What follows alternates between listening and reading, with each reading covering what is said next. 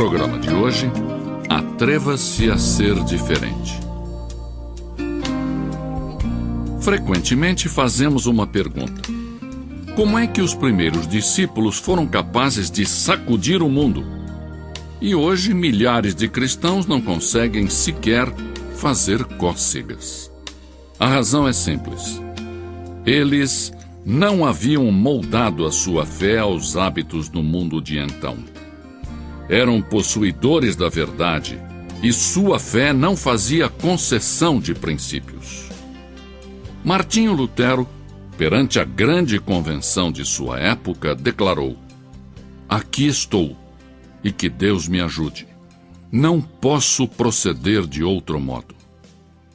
E ele fez mais pela liberdade religiosa que 1 milhão de conformistas que tinham perdido a vitalidade da verdadeira religião. A Bíblia ensina que a popularidade perante o mundo significa a morte. As ferramentas mais eficazes de Satanás são a conformidade e o comprometimento. Ele sabe que um homem plantado no meio de um povo pagão é capaz de fazer com que muitas pessoas se voltem para Deus e declarem: "Porque não me envergonho do Evangelho de Cristo, que é o poder de Deus para a salvação de todo aquele que crê." Romanos 1,16. As palavras do apóstolo Paulo: "Já não vivo de acordo com as regras deste mundo", pesam e significam muito para nós hoje em dia. Como espada afiada, estas palavras cortam, expondo o nosso modo de viver. Não são palavras amáveis, são ordens com tom de batalha.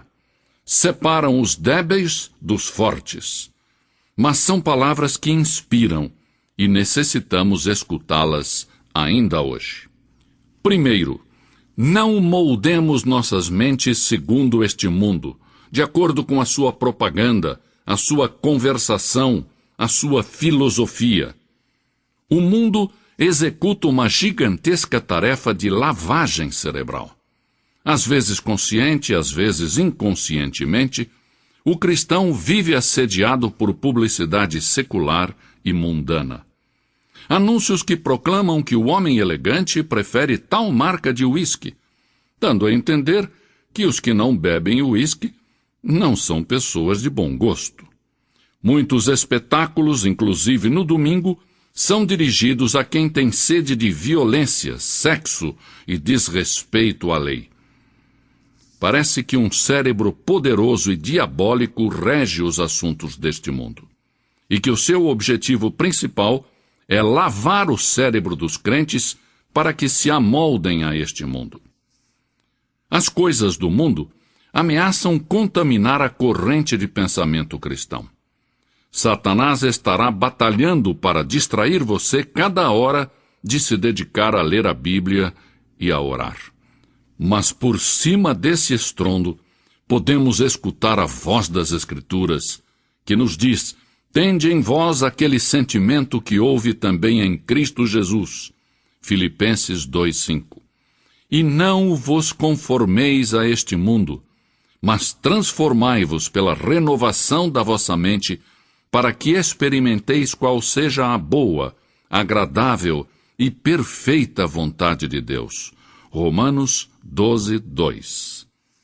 Nós, cristãos, não devemos nos amoldar às ansiedades do mundo. Há muitos cristãos que torcem as mãos dizendo: "Que desastre este mundo!" A Bíblia nos diz que o mundo e seus desejos passarão, e que ele perecerá num cataclismo de julgamento. Nós, cristãos, devemos ser luz no meio das trevas.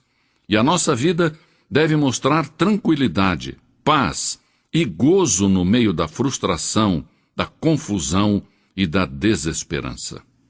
Em segundo lugar, não devemos nos amoldar ao mundo no físico.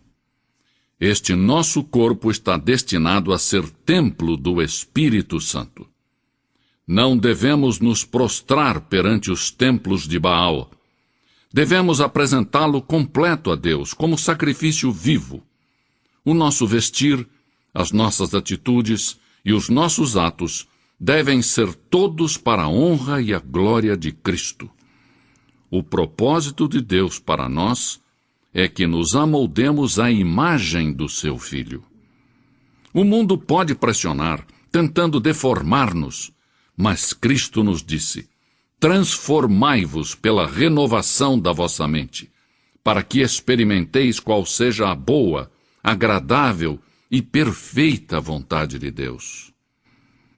Em terceiro lugar, não devemos nos moldar ao mundo no aspecto social. O mundo tenta nos absorver, metendo-nos em sua sociedade secular e moldando-nos à sua imagem mundana. Mas Cristo nos estimula a não nos ajustarmos a esses critérios. Disse sobre os que creem nele: eles não são do mundo, assim como eu não sou do mundo. João 17:16. Uma grande parte da nossa conversação é mundana e não espiritual. É fácil copiar os hábitos do mundo e passar as noites falando de política, de esportes, modelos de automóveis ou espetáculos da moda. Muitas vezes, esquecemos que acerca da santa conversação devemos edificar-nos uns aos outros e que devemos ocupar-nos das coisas celestiais e não exclusivamente das terrestres. É certo que Jesus comeu com publicanos e pecadores, mas ele não se deixou ser absorvido e moldado pelo grupo. Ao contrário, ele aproveitou cada oportunidade para apresentar a verdade espiritual e levar as almas da morte para a vida. Os nossos contatos sociais devem ser não apenas agradáveis, mas também úteis, como oportunidades para compartilhar a nossa fé com aqueles que ainda não conhecem a Cristo de perto. Em quarto e último lugar, não devemos nos moldar ao mundo quanto ao aspecto espiritual. Não devemos ajustar-nos àquele que o mundo define como religioso, mas devemos esforçar-nos para cumprir o que Deus exige para sermos seus discípulos. Nos tempos de Isaías, nenhuma nação era tão religiosa quanto Israel. O templo, estava sempre cheio. O sangue dos sacrifícios fluía no altar. O povo observava estritamente as festas religiosas, e na casa de Deus ressoavam as orações. Mas o culto de Israel carecia de profundidade, de devoção genuína. A nação estava deteriorando a moral, apesar de que as multidões enchiam o templo. Pela boca de Isaías, Deus então disse: não continueis a trazer ofertas vãs. O incenso é para mim abominação. As luas novas, os sábados e as convocações de assembleias, não posso suportar a iniquidade e o ajuntamento solene. Isaías 1:13. Logo, Isaías indicou ao povo como voltar a obter o favor de Deus. A este povo, que era membro da igreja, a este povo que tinha sido educado de acordo com as formalidades das suas leis religiosas, mas que não vivia corretamente durante a semana. Isaías os advertiu acerca do castigo divino. Logo, disse-lhes como se purificar do seu pecado. Isaías disse: lavai-vos, purificai-vos, tirai de diante dos meus olhos a maldade dos vossos atos. Cessai de fazer o mal. Vinde, pois, e arrazoemos, diz o Senhor. Ainda que os vossos pecados são como a escarlata, eles se tornarão brancos como a neve. Ainda que são vermelhos como o carmesim, tornar-se-ão como a lã branca. Isaías 1:16-18. Há milhares de pessoas que não se entregam a Jesus Cristo porque se moldaram ao mundo. Temem ser chamados de fanáticos ou de puritanos. Mas o cristão verdadeiro não é conformista. Assim, apelo aos cristãos de todas as partes que se tornem seguidores fiéis de Jesus Cristo, que não se amoldem ao mundo, mas antes dia após dia, se transformem na própria imagem da pessoa de Jesus Cristo. E você? Você que está ouvindo este programa e ainda não conhece a Jesus de perto. O meu convite a você é para que entregue agora mesmo o seu coração, a sua vida, por completo a Jesus. A sua vida se renovará e você será uma nova pessoa em Cristo Jesus. Deus assim o abençoe. Amém. Minha esperança